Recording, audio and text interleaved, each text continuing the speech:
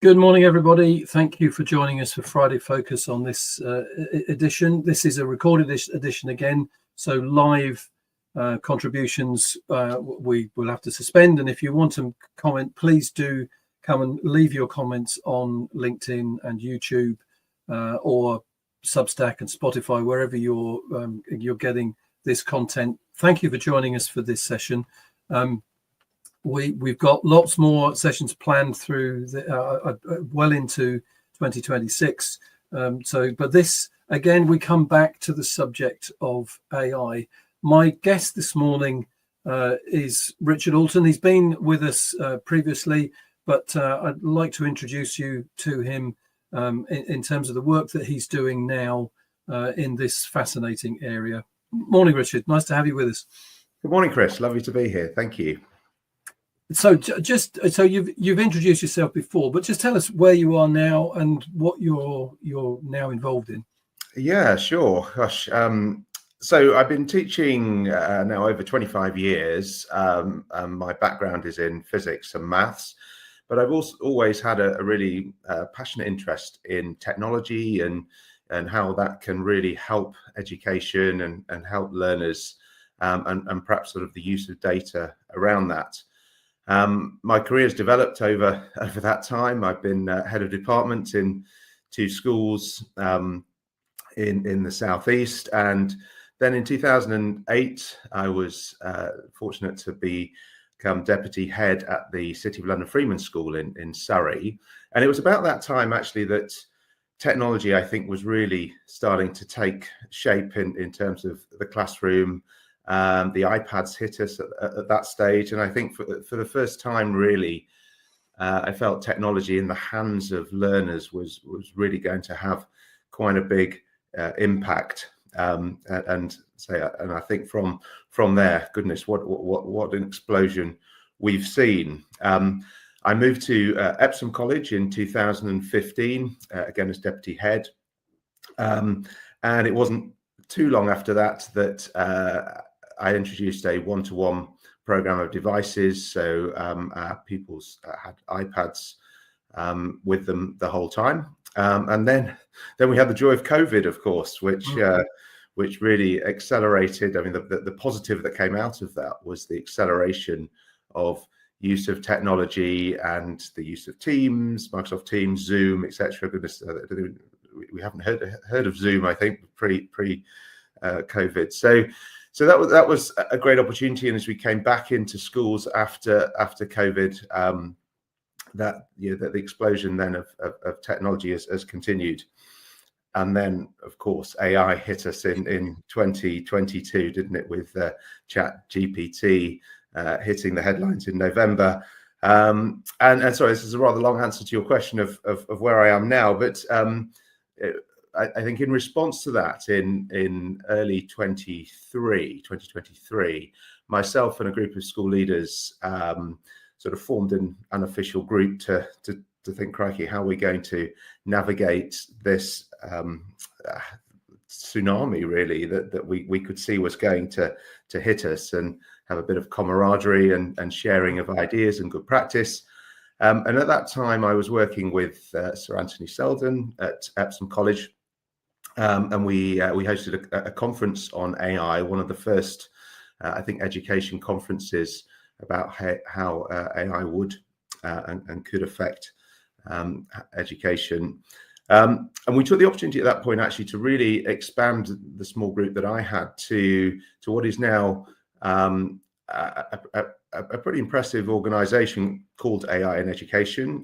It was formed with Epsom College's state school partners, the Bourne Education Trust. So myself, Sir Anthony, Alex Russell, who's the CEO of the Bourne Education Trust, and Chris Goodall, who is the Director of Digital Education there.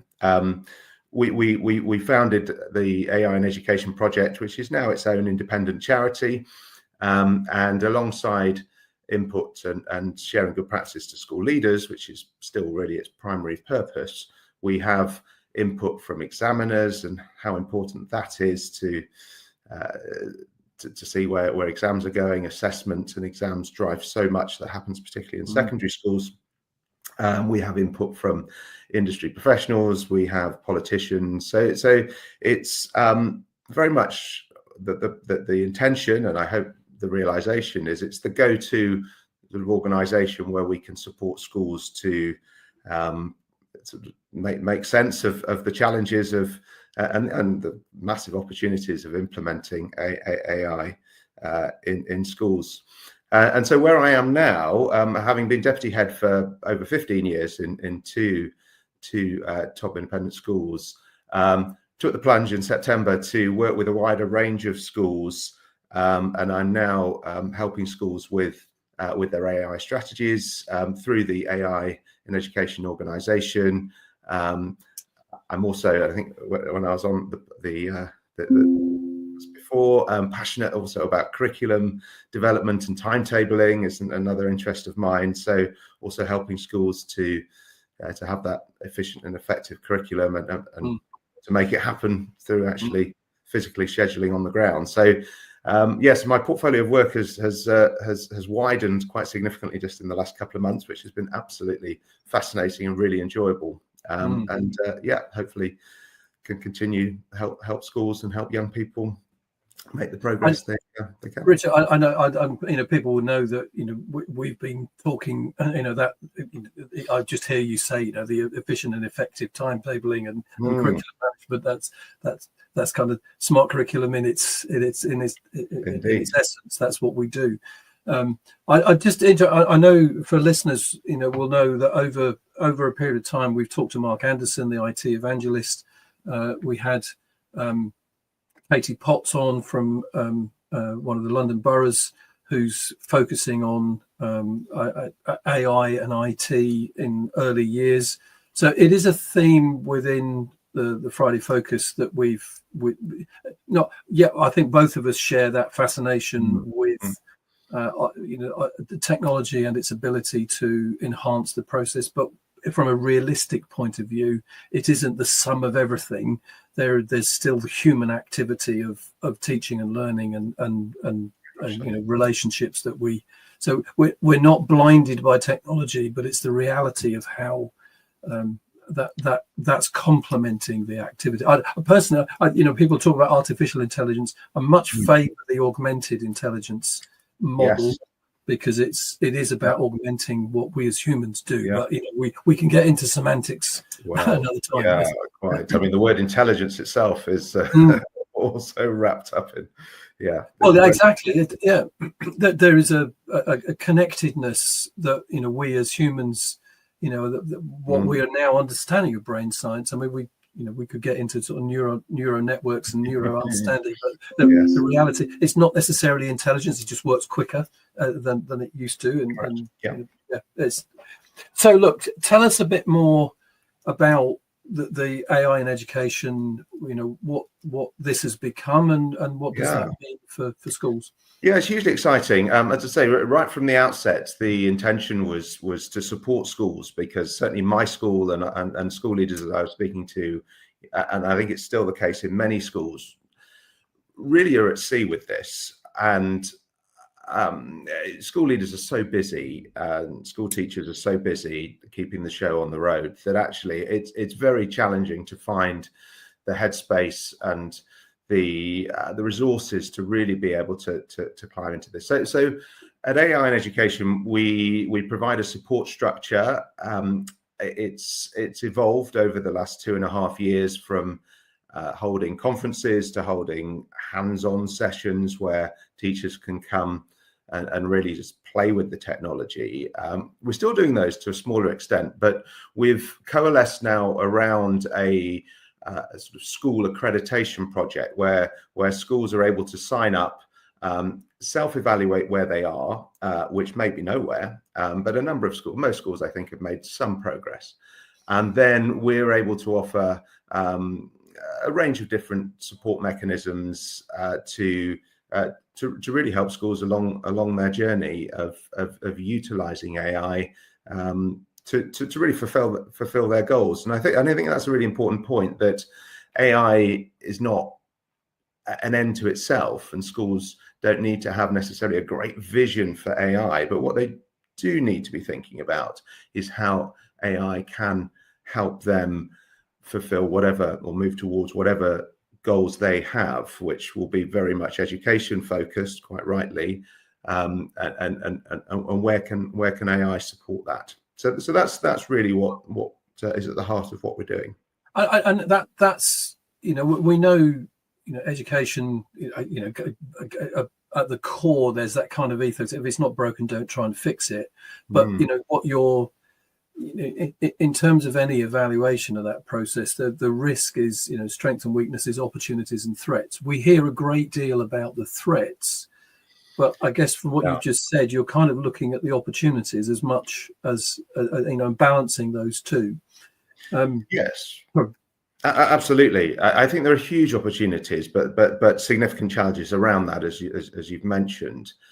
And I think schools can look at the utilization of AI at different levels. Many schools are using AI to, I think you mentioned the word augment earlier, and really schools, I think, can use AI to really make more efficient and perhaps a little bit more creative with some of their current processes. So a fairly typical use case at the moment is teachers using some of the AI tools out of the box. So clearly ChatGPT, Gemini, Copilot, or Notebook LM, really good tools to create resources and to perhaps speed up their current working processes. Although I think it's a bit of a fallacy, this great time saver. I'm not aware of any teachers, even schools, who are quite a long way along their utilization of AI. I don't think they're all going home at lunchtime and enjoying an afternoon in the sun. I think it's just a sort of a slightly reallocation of their time. But nevertheless, there are some great examples of where schools are using AI, as I say, to create perhaps a little bit more creative and effective resources, and to speed up some of the more laborious processes that teachers have to go through in their day. And I think perhaps one of the most immediate applications is that it's a much bandied around term, but that sort of personalization of learning. And certainly, if I think back through my teaching career, I've been fortunate to have relatively small classes in the schools I've taught, but even 20 pupils and see a lot of class sizes of 30, even higher. And I think all teachers will, as much as possible, try and, what we used to say, differentiate, but now personalize the learning resources to try and accommodate all the learners in the class. But even the best teachers, I think, struggle to really hit the spot for every pupil in the class. And I think AI really starts to make quite a difference there. The systems are being developed and they're not great or not perfect yet, but as we know with AI, very soon, well, I doubt they'll be perfect, but they'll certainly be significantly better than they are now. But these sort of AI systems are doing the sort of things that teachers ideally would if they had more time. And again, you mentioned earlier that AI just tends to do things faster. So just that ability to assess where pupils are through perhaps a wider range of assessment data points, and then being able to create an individual resource for that pupil which targets the exact learning needs, and then a lesson being able to have a sort of slightly different route through it depending on the individual. That, I think, is where AI in the sort of medium term will make and is making quite a difference. And certainly the work that we've done with we've done quite a lot of work with Senkos. Actually, we ran a hands-on session a year or so ago with Senkos, who were hugely enthusiastic and could see the potential for those pupils with sort of neurodiverse ways of learning. Again, we've all struggled, certainly I have as a teacher, to really, I think, accommodate all of those different learners and to really sort of slightly change what I do to make it work for everyone. So I think that's a really exciting so you're in a sense you're coming down. So we've got, you know, what you've just described. In a sense, there's the diagnosis and SEN might be an area, but I mean, I've seen, you know, English staff that will analyze text that's written for a you know, particular response to, and it will go into grammar and it will go into expression and give a diagnosis of, you know, well, if you concentrate on. But then you're talking about planning, so teachers augmenting their planning work, and then the kind of assessment load. I mean, I know there are a number of teachers that are looking at that. So that, though, you're saying that, so they're really the practicalities, rather than this idea of the threat of it'll just, you know, cheating on exams is I mean, that's the narrative I find quite reductive. But, you know, well, yeah, I mean, all of that is relevant though, and I think yes, I mean, looking on the positive side, that's where I think AI can and is helping. But nevertheless, absolutely, schools need to be fully aware that students are using AI. I mean, teachers will know this. I mean, like with any technology, often the students are ahead of the staff, the teachers. Various surveys have shown that virtually all students now are using AI in some way. Although, of course, AI is such a broad brush term, isn't it? I think we're all using AI. I suspect AI is already happening to blur the background behind me at the moment, and it feel like I'm using AI. So AI is everywhere that we don't know it. But I suppose often when people talk about AI, they mean the large language models, such as the ones I've mentioned. And students are using those. They're curious, which is great. I mean, that's exactly what we want from our young people, to be interested and to experiment. So yes, they're doing those.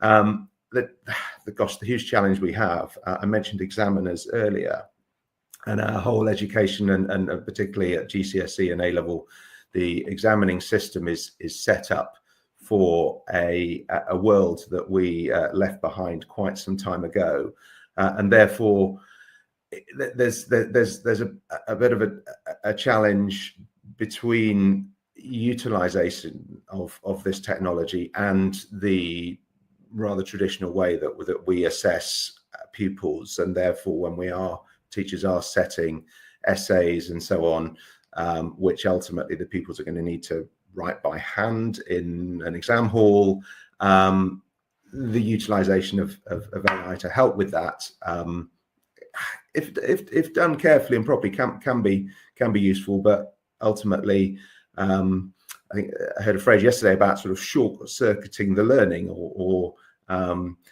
losing the struggle. I think what we need to be really careful is that students are not using AI to take shortcuts, which is meaning that the learning intention from that activity is lost. So schools do need to be really careful about the use there. And of course, then, crikey, the whole data protection and safeguarding aspect of the use of chatbots and large language models, again, is an absolute huge area for consideration. We're in a world now where that use of data and the rights and safeguards around data is really important. And so it's very easy for teachers and students to be inputting data into these large language models, which they really shouldn't be. I mean, and have safeguards around it. So another key area for schools, and again, we're helping schools with this, is getting all of those sort of guardrails and safeguarding and data protection processes in place. I mean, terms that are flying around, which I hadn't heard of, DPIAs, data protection impact assessments, and a new one I heard yesterday was the FRIA, the Fundamental Rights Impact Assessment. These are all things that schools need to be considering. And as I mentioned earlier, the capacity within school leadership teams is pretty tight, as they're dealing with so many things. And this is now a whole new area to really think about. So yeah, schools need to be on top of these, and it's I mean, it's quite a challenge. you're just hearing, this is the reality of the technological world that we now live in. And I know from my own use of AI, developing your own voice, controlling whether that voice gets into the large language model or whether you protect it to be your own, so other people are not stealing or capacity to steal your own material.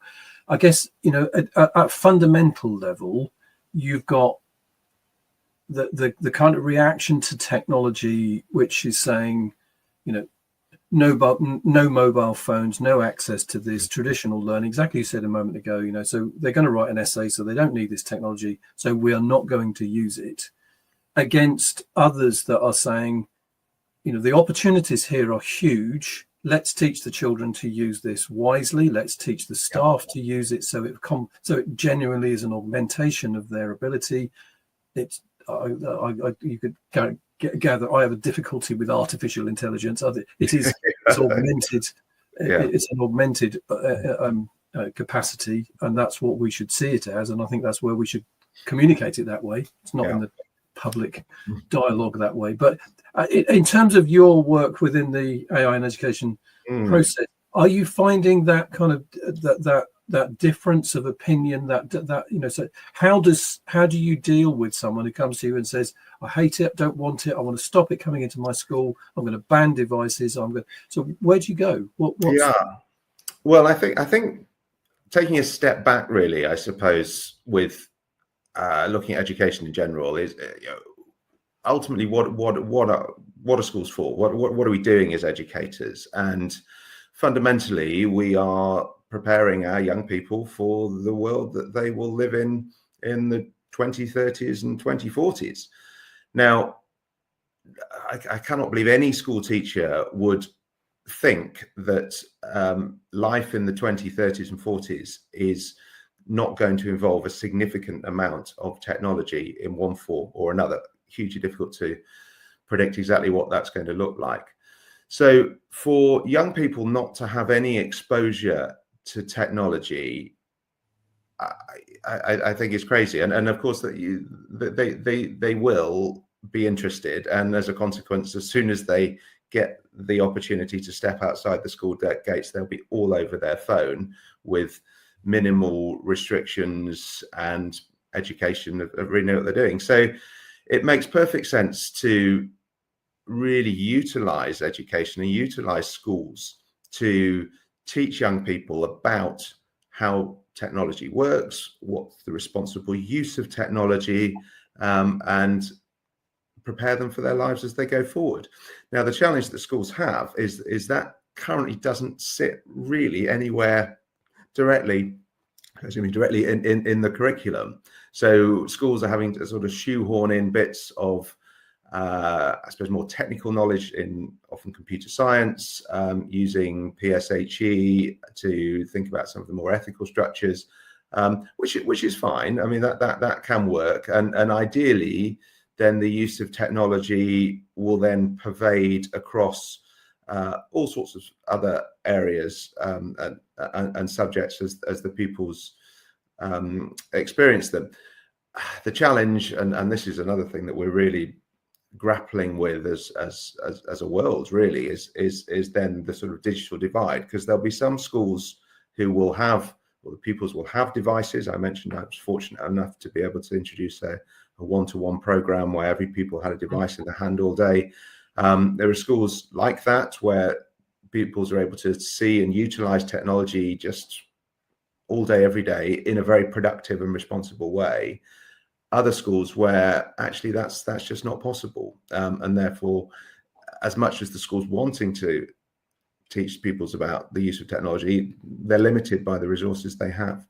But that said, and I think a really important point, and must make this, is that those naysayers, if you like, who say ban technology, do have a point, in as much as if we are preparing young people for, say, life in 20s, 30s and 40s, technology will do a lot of the heavy lifting around coding and a lot of day-to-day activity. So actually then the real skills that pupils are going to need is yes, they need to understand technology, but they're going to need the real soft skills, as they're called. So the sort of social skills become ever more important, and the sort of professions, and teaching is one of them, where humans can interact, and young people are developing those very human skills of empathy and just human interaction, I think will become even more important.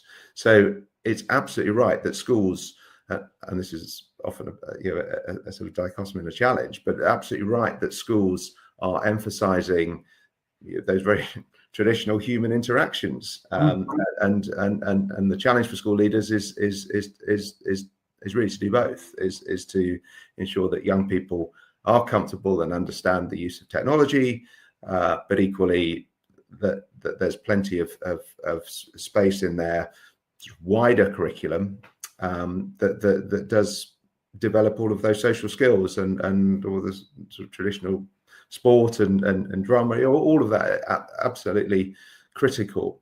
So it is a real balance. It is a real balance, and the challenge as a school leader is to juggle all of those very, very crucial areas. It is so important, isn't it? That balance of the human interaction, the capacity to be human, and then to utilize technology for all the benefits that it can bring. I mean, we could go back. I've said this previously. If you went back to the wheel, I'm sure there were people that said, "No, I'm quite happy carrying heavy loads. I don't want this thing that's now the wheel." But it's now integrated into society. I remember the times at school when we had VHS tapes that we'd plug into a machine. They were a pain because they got tangled and broke. But it was a technology we had now. We're now grappling with a different thing. You hit the nail on the head. It's establishing that balance between augmentation and humanity, and how do we keep that going? Just going to pause for a second, Richard, just to do the various bits, and we'll come back to. I want to get into some sort of case studies and talk about Sure. what's actually happening, if that's okay. So thank you for being with us and talking. I will encourage you to engage with us. I mean, obviously this is a recorded session, so to comment, please do leave your comments on LinkedIn and YouTube. We'd love to respond, and we will get to you if you're here. Just a reminder that the Smart Curriculum Network is on these various channels, and on those channels you'll find so LinkedIn, Spotify, Substack, and YouTube. You'll find written content, and some of these sessions are then complemented by newsletter material. The newsletter's going out to 4,000 people a week on LinkedIn, and then those that subscribe on our website, so smartcurriculum.net, there's the newsletter subscription there, and that goes out to an increasing number. I think something like 2,500 people a week are reading, consuming, and we get some great feedback and some really interesting commentary on that. So please get involved. Get involved in the conversation. Be really interested in your input. Obviously, this is a hot topic, and this is something that many people are interested to talk through. So please come and join us on any of those channels. Like, share, subscribe, get notifications. We're out every fortnight on the Friday Focus podcast. Please come and join the conversation. So, Richard, we've talked about the theoretical stuff. So, what's actually happening? What give us a feel for some of the conversations you've had, without breaking confidence of actual schools. Yes, of course. Well, I mentioned a few bits of where schools are using AI to create resources and I suppose to a certain extent make more efficient the current way of working. But there's no great revolution happening around that. It's really doing broadly what we've always tried to do as teachers, but as I say, at times in a more efficient and effective way. Where I think revolution if I can be as bold as to say that word, is really starting to happen. I mentioned earlier about my interest in sort of data analysis and so forth, and what I think is really exciting is schools and as universities actually are starting to use AI in the realm of data analysis. Now, schools have always had a slight love-hate relationship with data, and there's been some great practices. There are great practices in schools where data has been captured about, gosh, all sorts of pupil interactions, from their attendance to obviously their assessment and learning levels, to their interaction with the library, and so on and so forth. So there's a huge amount of data that is collected from around all of us, in fact, of course, but in schools.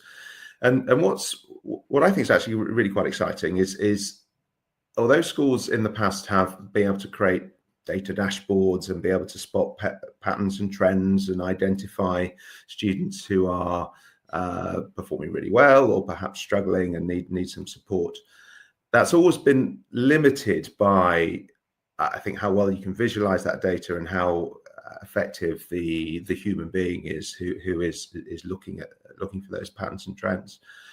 But bring AI into the picture that can analyze and perform zillions of calculations so quickly, it becomes quite a transformational picture. And there's, as I say, a couple of schools, in particular Coventry University, have been doing some pilot studies where they've been collecting data from, say, a wealth of different areas.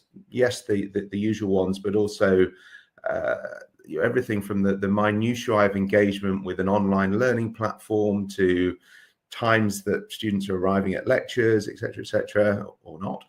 And what AI has been doing sort of in the background, it sounds slightly sinister, but it certainly isn't. But what AI has been able to do is create, in effect, sort of profiles and behaviors of successful students. What sort of things do successful students do? And that can be across a huge range of different areas. And then by contrast, where are students who are perhaps diverging from that pattern? Could be very, very subtle, but where are students potentially behaving in a way that could, and that's a really important point, lead them to, well, in the university's case, actually sort of drop out of the university. And that's flagging to tutors these students who possibly need that slight redirection. And when resources are limited, and in a university case, it's difficult to engage directly with the thousands of students in a very sort of personal one-to-one way, in the way that perhaps in schools we're a bit more able to do.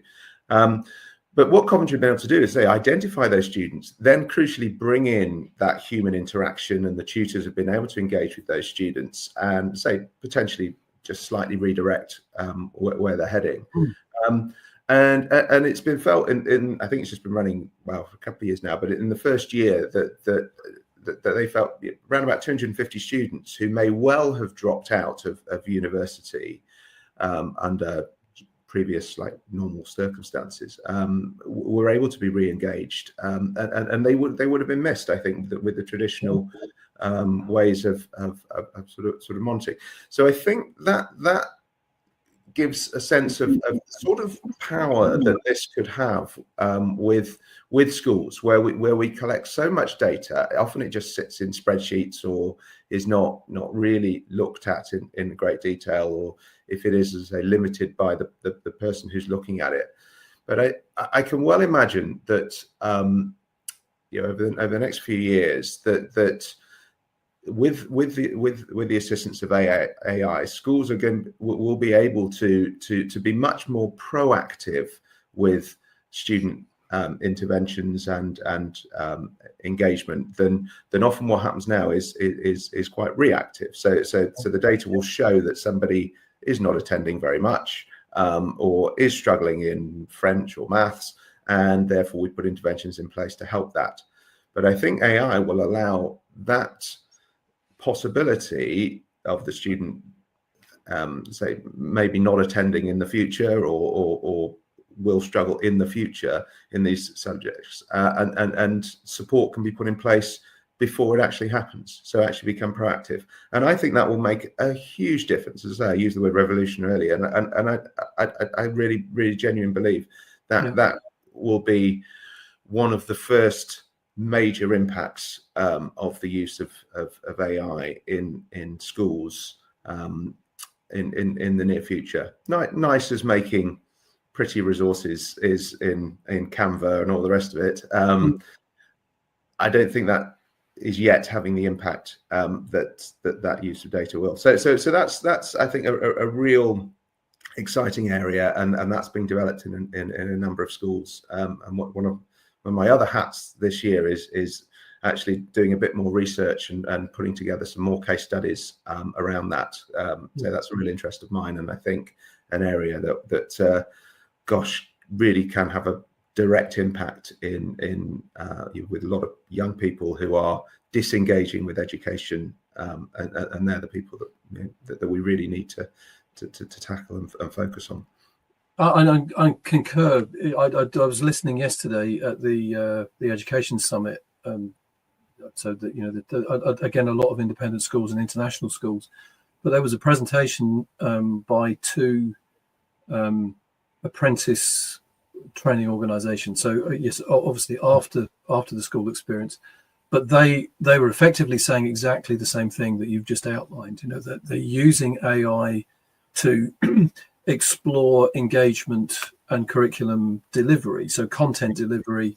Now, a lot of theirs is online, but the lessons learned post-pandemic have driven them into a particular way of operating. But the questions that they were asking around why is disengagement happening, what's the experience of the learner? We talk about the lived experience of the learner in schools, but they've taken it into that segment. They're now saying their success rates are high 80s and 90s% because they've done these analytics around what, and you're exactly as you say. So what is it? Attendance, engagement with subjects? Is it a particular time of day issue? Is it and looking at patterns?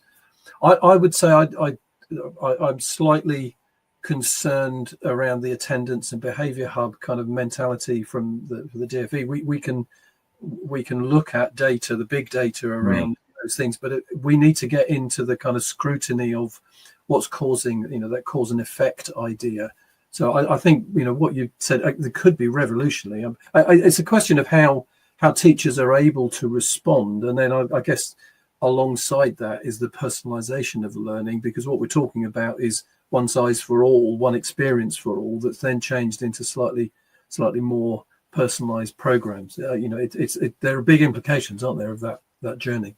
Huge, absolutely, and the golden place that we'd love to get to is as I mentioned earlier, really is absolutely is having that detailed analysis of where a pupil is in a particular subject, what they understand, what they struggle with, what their skill set is, what they need to develop.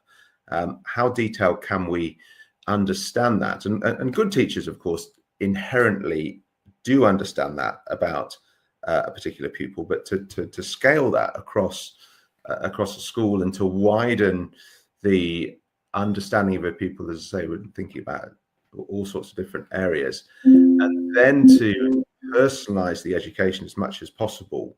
But that's not put someone in a booth with headphones so they never interact with anything other than the screen. Absolutely not. But it's to provide that bespoke pathway for them to engage with the subject, which often still will be within a group of 30 other pupils. I mean that's exactly where we need to get to, and where teachers have been trying, and education have been trying to do that for many years. But I do think technology and AI now really do give you the tools to make a significant step in that direction. The challenge as ever is the structures. I mean, you mentioned sort of government targets and data and all the rest of it, that the structures that we've got right from the DFE through school leadership teams are not yet set up to really take advantage of that. And I think that's the challenge we've got as an education sector, is to be able to be agile enough to be able to change what we do, to take advantage of it. And as I mentioned earlier, schools are so stretched really doing what they're doing, like a lot of technology, but any new change or new process, there's always a sort of a hump, isn't it, that you need to get over, and you need to put in the resource and the time to make it to the top of the hump. And once you get over that hump, you then reap the rewards and can sort of ski down the other side incredibly quickly. But a lot of schools, and I say a lot of structures that we have, in the world, not just in the UK, are struggling to make it up that hump, and quite often schools will make some progress up the hump and then potentially slide back down to where they were.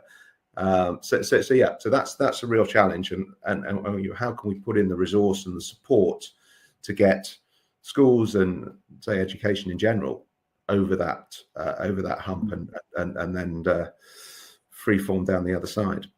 And the reality is, you referred to it, so at Epsom College, you had the privilege of being able to put a device in every hand, and that digital divide is one of those characteristics, isn't it? So where opportunity allows that to happen, we started our conversation around the timetabling that we do in other places. It still astounds me across the country. I work with a school, and they're writing a timetable with post-it notes, sticking them on a piece of paper, with squared paper.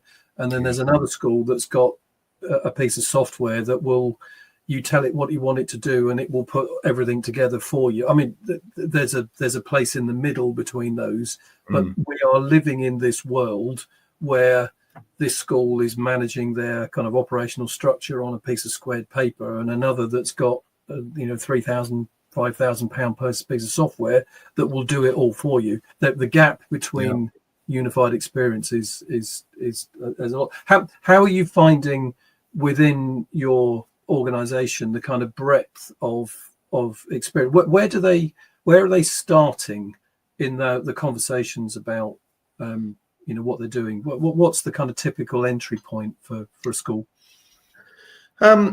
Well, gosh, I mean, it varies so much. But I think the schools that are working well, it really needs the engagement from the leadership team. And I think often we talk about top down, bottom up type approaches, but really where schools need to start is engagement from the head and from the leadership team. I think a lot of schools are having to put a lot of things in place retrospectively. So traditionally, if there was a new initiative that would come in, you'd think carefully about it, you'd plan, you would pilot, you'd put suitable guardrails in place, and you sort of roll something out in a controlled way.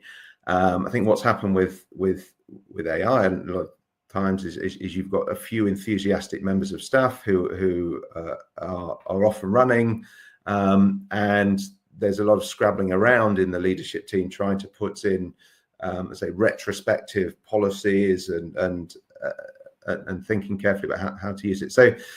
So where a lot of schools are starting rightly is with, with anything, it's all about people and processes, and it's having the right people engaged in your leadership team. Some schools are fortunate enough to have the capacity to have a very dedicated digital lead in the leadership team, sometimes at a very senior level. Others don't have that, but even if you don't, you need to have what we've referred to as a sort of digital spine running through your entire organization. So you need, right from the governing body right through the head, the senior team, and then in your middle leaders, you need to have people who are very much engaged and aware of how technology and AI can be used. So where we're finding schools are beginning is thinking about the people, the staff, the leaders, and where are they, and if they are needing some support and some training, then that has to be a priority. So a lot of schools have excellent CPD programs, but where does digital literacy fit into that? And an analogy that's also been used, I think, really effectively, is a bit with safeguarding. So if we went back 20 plus years, sometimes safeguarding was a bit of a bolt-on. You'd have somebody who knew a bit about safeguarding somewhere in the middle leadership, perhaps, and if you took a school trip, you think, oh, do I really need to do a sort of safeguarding? Or I suppose I better had. It was a bit of a bolt-on to what we were doing. Now, rightly, safeguarding permeates everything that we do, and is at the heart of almost every decision and thought process. Technology and AI, I think, need to get to that place. So where it's not yes, we've got so and so in the physics department who's our sort of AI specialist, but the rest of the school really just continues as it always has done. Schools need to get to a place where, as I say, technology and AI is sort of permeating everything that they do. It needs to be at the heart of thought processes when schools are thinking about their development plans. How can technology and AI help deliver really where they want to go? And if that is something like getting students more engaged because the attendance is a challenge, that's exactly where they should turn. So I think that's where schools need to start, is very much thinking about their people, thinking about their processes, thinking about their staff development, as well as, of course, making sure that they have all the safeguarding and the governance and the policies and procedures in place, and as well as the sort of underlying infrastructures, as we mentioned about the sort of technology and the digital divide, making sure that the technology they do have is functioning and working and is safe. So it's a challenge. It's a huge challenge for schools, it does need very careful consideration from I suppose from sort of education policy, right from the DFE, schools ministers, thinking about how we can give schools the capacity to do that. I mean, capacity generally comes with a cost to it. So, as you say, systems that need to be upgraded so that they can cope with the speeds. I wrote recently about other countries that are doing, and obviously the Estonian government has its policy on a digital first. It's a different scale. I mean, I was talking to someone the other day saying, Estonia's population is about the size of Greater Manchester.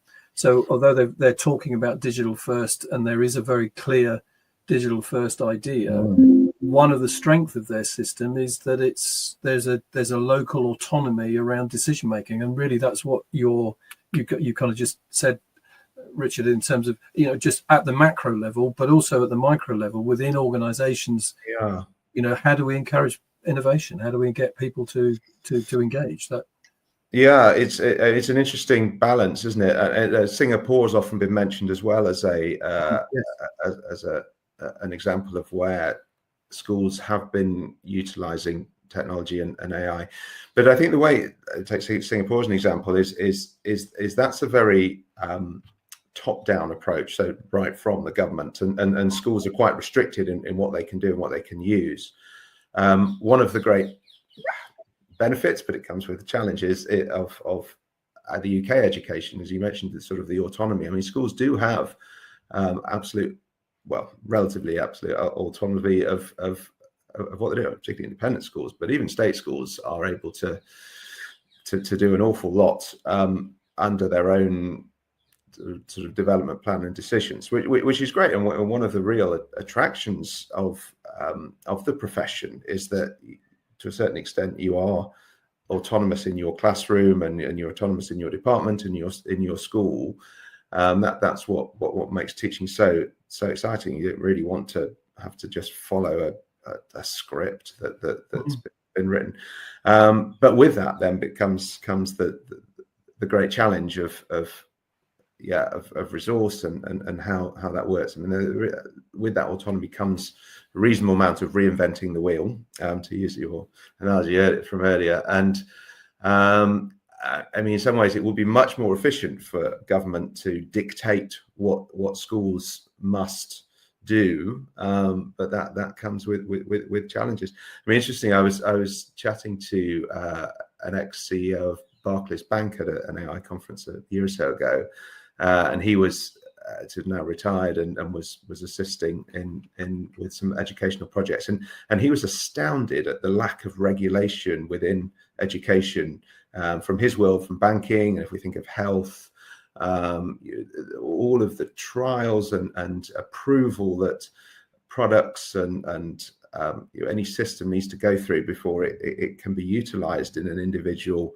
banking sector or hospital. With educators, as I say, one of the great benefits, but it is, we can go and find a new ed tech program or a new resource, and the next day I could be using it in my classroom, which is a great freedom, but also a huge responsibility, because who's to say that ed tech product which looked great, has all the right safeguards in place, and as an individual teacher or even as an individual school, it's a real challenge to be able to fully vet and be confident that those systems, resources you're using are going to be most effective. So I do think there's a real need for some national leadership on this, and to have approved and piloted ways forward. So they could be products, but or at the very least they could be sort of systems and ways of working. And generally we struggle with that in the UK.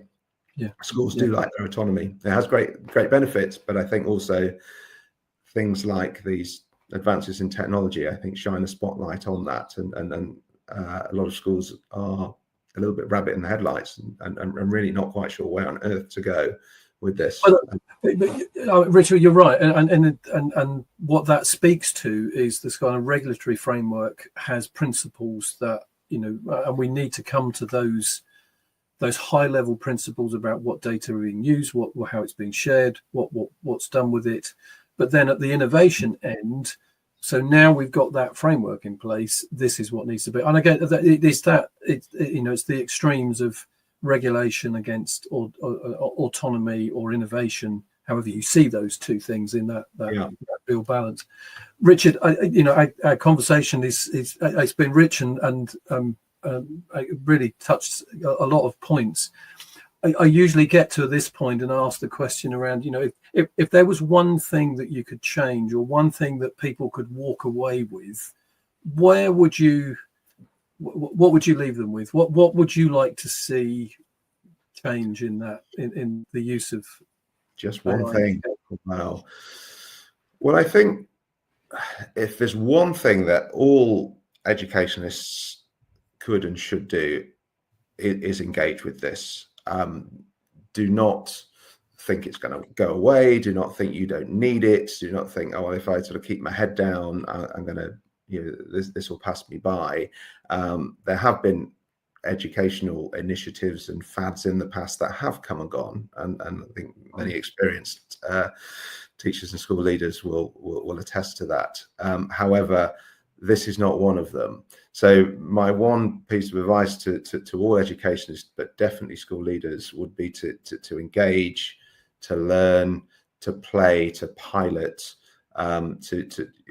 We've said capacity is limited, but whatever capacity schools can create, this needs to be their focus. And if they, if individual schools and if nationally we can get over that hump, and there are various levels of that, but it will create capacity subsequently, but you do need to put a bit of time in there. So yes, my one thing would be to say to all educators is please do engage with this.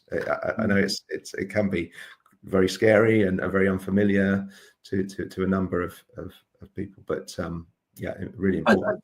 And I think you said earlier, Richard, there are things that people can engage with quickly, and probably are. If you're watching Netflix or you're using Prime or you've got Apple TV, it's using AI to drive you might want to watch this. Or, so every day it's on the screen somewhere. So you're engaging without realizing it many times. But yes, exactly, yeah. So but in the education world, what you're saying is, it's not something to be avoided. There's great augmentation benefit that no doubt. So is there something that you would say, walk away, if you're going to do something, do this? Where would you say, even if it's just contact us at AI in Education? Well, yes, I would say that. Yes, I mean, as I say, we're trying to provide a framework and support for schools. So do have a look. I mean, we're AI in Education with hyphens between the AI and the in and the education. So do have a look at our framework. I mean, that would be a great starting point. But I mean, it's all about experimenting, I think, and piloting. So obviously be careful with data privacy. Don't put any sensitive data in, but these tools are free. You can play with them. And even if they don't give you great results in the first little while, persevere. And like anything, the more you get familiar with it, the more you use it. So but use Copilot, use Chat GPT and Gemini, whatever sort of system you're using. Do play with it and do sort of persevere, because then I think you'll start to see the potential, even if the initial benefit maybe not always sort of super sparkling initially. With time, it'll get there. And that's it, isn't it? It's not an all fix solution. It's something that you're going to need to get into. But there's some great people around your certification process and training and other things that are available. Richard, as ever, it's a pleasure to have the conversation, and thanks for joining us. I know you're coming back later in the year, because we're going to be talking about the Efficient School, which is one of those things that's towards December. But for the moment, engage with AI in education. Thanks for the conversation. Really appreciate the kind of depth and integrity of that, of all that you're doing. For listeners, please again, like, share and subscribe. Get involved in the conversation. I know you've not been able to comment live in this session, but please do leave your comments on either YouTube or LinkedIn or wherever you're consuming your content. We appreciate those of you that have stayed with us for the time. We know that the audience is growing week by week. So thanks for being here, and we'll see you all again soon in our next episode in a fortnight's time. Take care. See you soon. Thank you. Bye-bye.